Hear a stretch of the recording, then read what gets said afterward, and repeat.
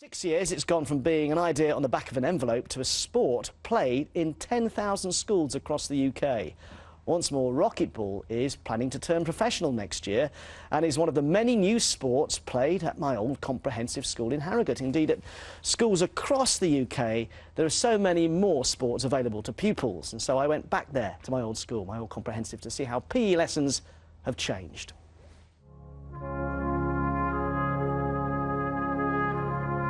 My old comprehensive school. But wait a minute, I'm not that old. That's better. We're back in the 80s, when I used to love the moment the bell went for PE. But how times have changed. Back then, the average number of school sports was around 5 or 6, just the mainstream ones. The number now on offer has more than doubled across the country, with sports here alone like chook ball, lacrosse, volleyball, climbing and boxing, all offered as activities. And today's lesson, it's racquetball. It was started just down the road in North Yorkshire by 3 men who wanted to make school sport more inclusive. Hard as a pair! Hard as a pair! You score points by hitting your opponents below head height with light tennis balls. It's a double if you can catch the ball off someone's body.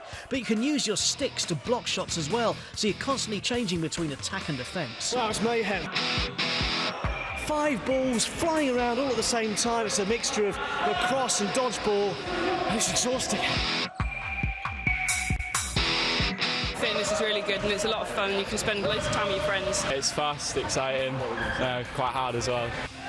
With 5 balls in play at once and with no fixed positions on the pitch, everyone is moving the whole time. There's no hiding place, and the emphasis is on the team rather than individual star players. Oh, missed! At the top levels, it's almost like subconscious. I know that Dan will be covering me. I know that if I'm going for that ball, I'll have someone behind me to protect me. The ability to hit each other with the ball is so attractive to people. With so much health and safety, you can't play conkers anymore. 6 years after it was just an idea, the sport is now played in 10,000 schools and has been introduced to 23 countries. It's like having a child, isn't it? And when they get to a certain point, you just got to let it go. From the beginning, we've seen the impact it has. You know, wherever we go, it's the same response. I've just found that children that I know wouldn't normally get involved in school sport or competitive games want to play this. I think this is a great example of the way that a minority sport, an up-and-coming new sport, can be really accessible and inclusive to youngsters. The sport is now making itself more accessible by changing its name to VX, and there's a version for fewer players as well called V4. This is played on a squash court and is much more gladiatorial. And plans are being drawn up for a national professional league next year. And they've even now pared this sport right down to what they're calling V2. It is 1 against 1, and Amy is out again.